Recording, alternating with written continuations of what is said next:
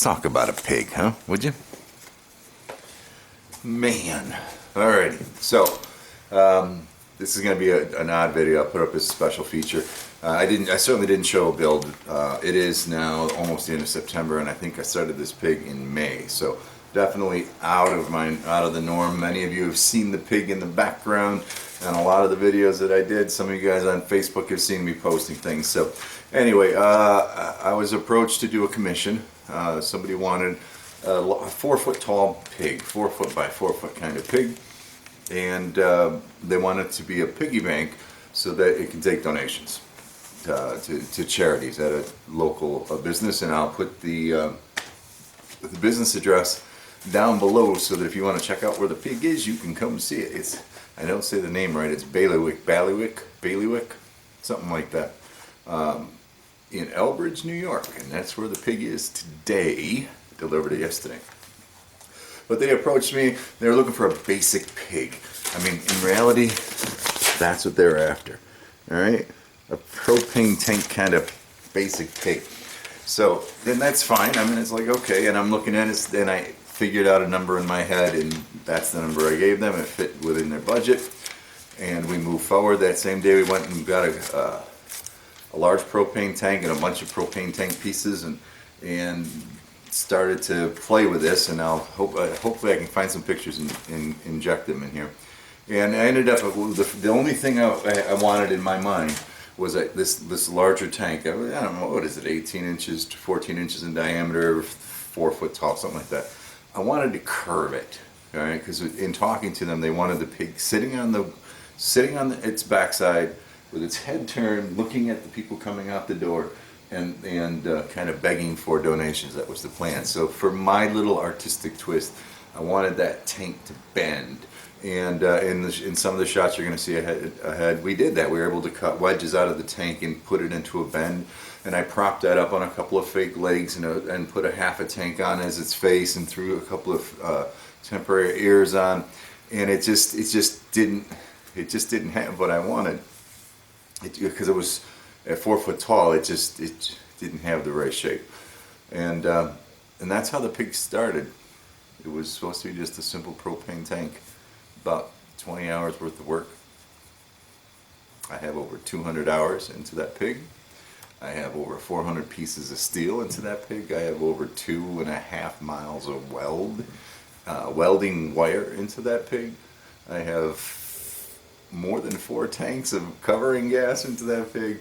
Unbelievable. I mean, I got a couple $100 just in the electronics because we had joked about it, but we wanted to, I said it would be cool if the pig could talk, so I built that mechanism in. And as you see some of the images, hopefully, that you're seeing right now as I'm trying to do a voiceover and explain the pig. After I decided I didn't like, even though I was able to curve the tank, I didn't like the basic shape of it. It was just too skinny. It just didn't look right. I got some rebar and I started deforming this bulbulous, this fat ass pig. All right, and as you can see I think at least one of these shots, you can see this rebar framework that I put out just to give me something in my mind to go by as to where I want fat rolls and legs and hips and things to be. And I posted a picture of that, and it turned out to be, people nicknamed it the caterpillar pig or that kind of stuff. And from there, I took 18 gauge sheet metal and cut out 1.5 inch strips. I don't know how many strips I cut, but I cut them all by hand, or plasma by hand, and then shaped and formed and tried to get them as close together basically, it was what did I call it once? I called it a pig mache.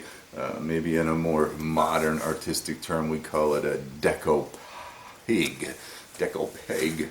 So I mean, just kind of using the sheet metal as paper mache kind of thing. We made without overlapping it as much as possible, layering everything in there. And as you look at these pictures or some of the footage, there is just a tremendous amount of weld there. And my objective was to smooth all that out, but that's just crazy. Number one, I don't weld that well. Number two, those pieces didn't fit very well together. I filled gaps with 030 wire that was you know, sometimes up to a ½ an inch wide. It was crazy on 18 gauge, and that's, you know, that's pretty damn light stuff for a novice. I don't even know if I call myself a novice welder, but we learned a lot. We learned what downhill welding was. That saved the day. And in a couple of these shots, if you look close, I actually stuck a skewer through the pig and put him up on a frame so I could roll him like a spit, so I could keep rolling the welding line, so I could keep welding downhill, because that was certainly helpful. But we got all those pieces in there, and boy, I'll tell you, there's some parts that I don't like. I didn't like the welding lines. I took them out as much as I could, but I learned, and I think I mentioned in the video someplace, I tried to take out the welding lines, but by grinding those down, I took away too much of the sheet metal and was thinning it out to tin foil thickness in some cases, so I had to go back and redo that. So the weld lines are there, but when in the coloring, when I did the rusting, those weld lines darkened, and it kind of looks good. We got the thing skinned and shined up, and everything was kind of looking right. And then I remembered I had to put wings on the thing. I forgot that was part of it, so I threw the wings on. The only forging in the entire pig is the ears were forged, and the tail was forged. The wings, actually, the spines of the wings, those were done hot, and then once they were welded together, the curvature that I put into the wings, that was done hot too. But most on the nose was also forged. Most everything else was well, sheet metal and welding, that's for sure. As far as the electronics for the pig, I got, you know, I was going to build my own. You know, Radio Shack used to, not anymore, carry a voice recording module, and it's pretty simple. And all I had to do was come up with a mechanism for, you know, an infrared detector to detect the coins coming in, to signal that, to activate the recording voice. Once Radio Shack to buy the parts, and they didn't have the mechanism anymore. So I was lucky enough to find on eBay, they actually had this module. It was designed for a donation box. So I already had 2 infrared LEDs and the entire voice system. I had to get it from overseas, but I guess what part of electronics doesn't actually come from over there anymore. So I had to reconfigure it the way that it was designed. There was no way for you had to do 3 different things in order to get the to get a recording. You had to pull a jumper off of this, put a jumper on that, slide this switch, push this button, and talk. So in reading through the schematics, I was able to see how I could bypass those steps, and I got it to the point where it was slide the button and close one switch, and you'd be able to do the recording, and then slide the button back and it would play. So I had to kind of rewire. Yeah, I had to kind of rewire some of the circuitry to make that all happen. And then the switches that you needed and the buttons that you needed were not exposed in any way that I could throw the thing into a project box and allow user-friendly access to the controls of the recording. So I ended up having to move switches and configure everything. I don't know if I show a shot of the electronics that much, but and I created a little catching mechanism where the coins would be funneled in and put the infrared across from there. And there's a couple of dead spots, but it works pretty well. All right, a couple more things on this little narrative thing here. Anyway, some of you may have saw, I think I posted on Facebook, I had myself a little pigsident, I guess you'd call it, where my pig fell off the table.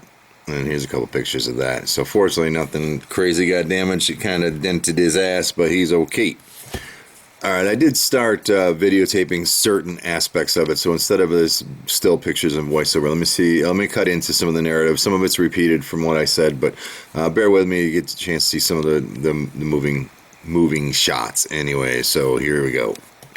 Saying it's supposed to be a bank, so we got the slot where the money's going to go in there. I'll show you more about that. If you take a look at it, there's over 400 freaking pieces of steel in there, welded together, 18 gauge on the skin. And my intentions was to remove the welds, but it just proved to remove too much of the sheet steel. So that is the artistic touch, having the lines in there. I'm not sure if I like it that much, but this side I really like. I mean, it's I don't know. It is what it is. It's a lot of work.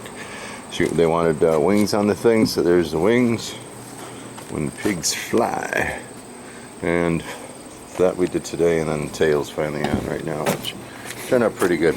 But I'll show you. Concept is Can you see? I can't see what you can see. Just like that. And, alright, that's enough of that shit. In the back here, after forming the neck, I cut an access panel. That removes. And inside, there's a line. So,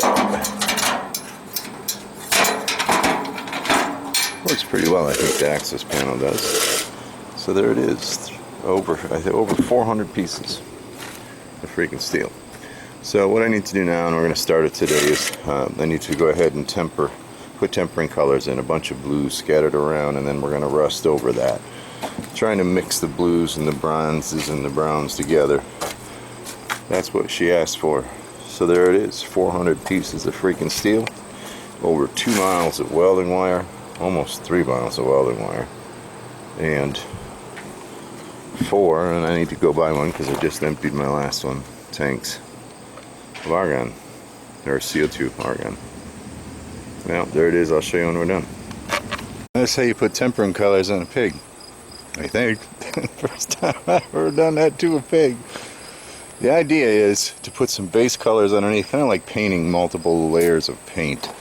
I don't know what you'd call that in the artistic world, but so we have lots of different colors that once we rust over, I think we're going to get different tones. It's kind of what they asked for, kind of a, I don't know, a bronzy, coppery, tarnished kind of look. Which actually, that right there is pretty damn close to what they asked for, without the rust. I wonder. But there she is. This is what it looks like with the first coat of Dickinson's Rust-O-Matic. I hope she does what I think she's supposed to do.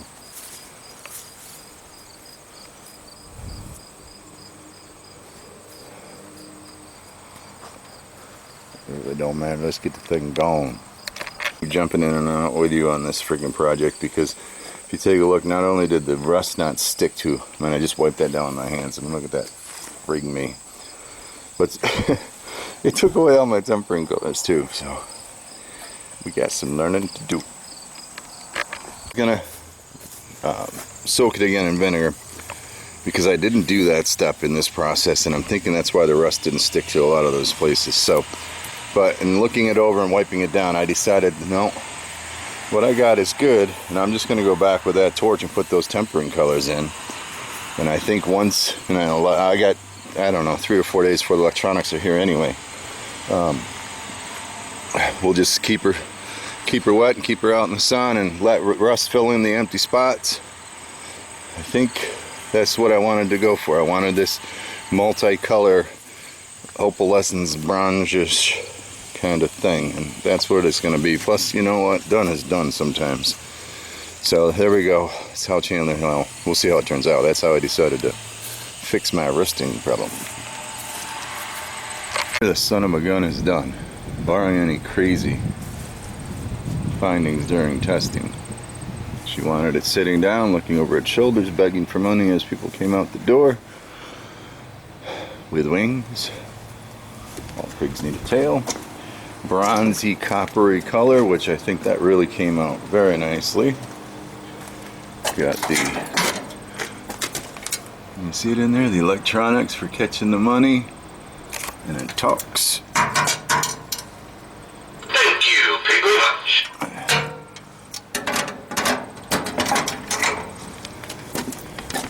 More importantly,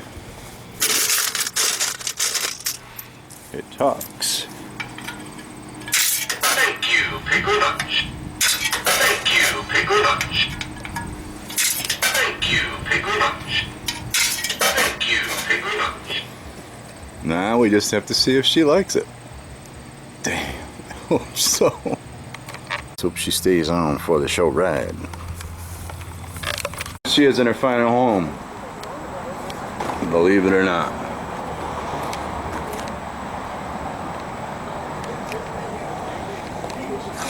Goodbye, damn pig. Alright, let's do kind of a lessons learned on this thing. For the first time, I kind of let, and people call, it depends on where you are and who you talk to, they're going to call you an artist. And of course on YouTube, I get called a monkey with a hammer. So it's kind of, you're all over the place. What are you, a blacksmith? Oh, you put shoes on a horse? Oh, he's an artist. He does the, he repurposes this. Well, you're a freaking idiot for you making a railroad spike. Man, your mind is going to get all scrambled. But in this particular case, I kind of let, it was a sculpture kind of thing I was making. So I let the artistic side of me take over, which I think is honorable. Especially because it was something for donations to charitable causes. So there was, you know, I keep telling myself that to make it feel better. So, you know, I bid 20 hours and I put in 200 hours on this pig. The cost of the materials, especially the welding gas and the welding wire and the electronics, I think in the end I cleared maybe $100. So if you divide that $100 by 20 hours, or 200 hours, that was my wage on the pig. So here's Chandler trying to make a living in this blacksmithing world. I learned a lot. Would I do it again? Absolutely not. I can't afford to. Not 200 hours. I mean, that was, in a commercial kind of scenario, that should be $50 an hour. That 200 hours should have been a $10,000 pig. And I'll tell you, if I had played it that way, I don't know if I could have gotten that kind of money out of it, but maybe half of that anyway. $10,000 is a big deal. It'll keep this shop going for many, many months. So no, you just can't do that. I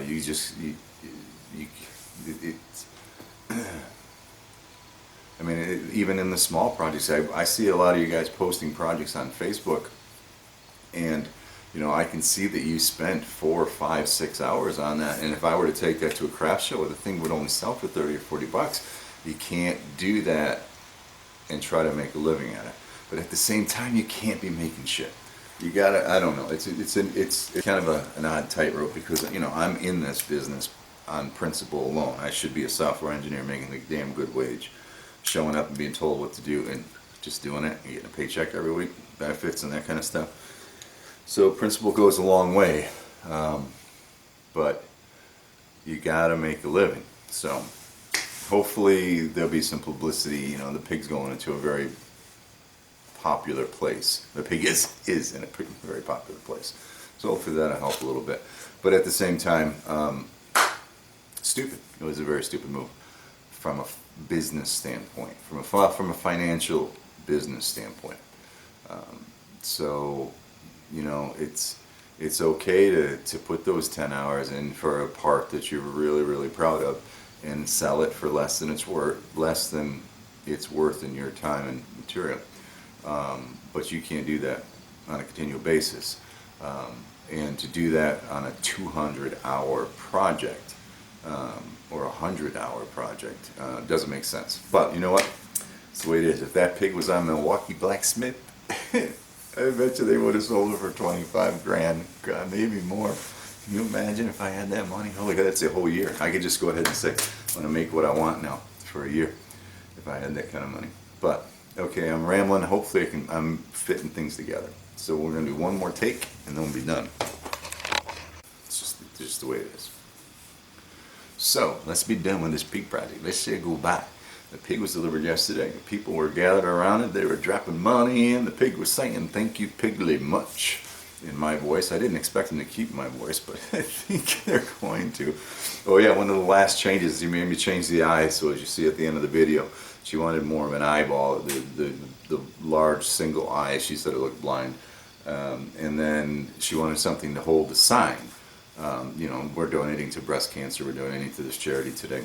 And she, you know, we talked about a lanyard around the pig's neck, and it just didn't look right. So there's a Facebook picture, and you can actually see in the distance. They took this mouse, made him out of washers and motorcycle chains and springs and things like that, and clamped him on with a magnet.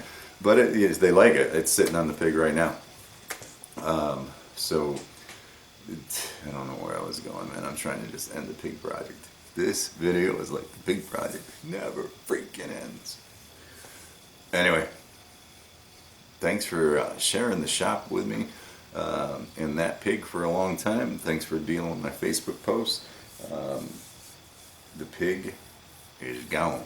The next pig I have in this shop is going to be another bacon frying video. I bet you, because that's the end of that. Unless somebody wants to give me 25 grand to make another one, I'm your man. Trust me. So hopefully I was able to stick in pieces in this video and make it somewhat cohesive. Let's get on to some real stuff now. Sneak peek, unless something crazy happens, we're going to finish that shop floor steel.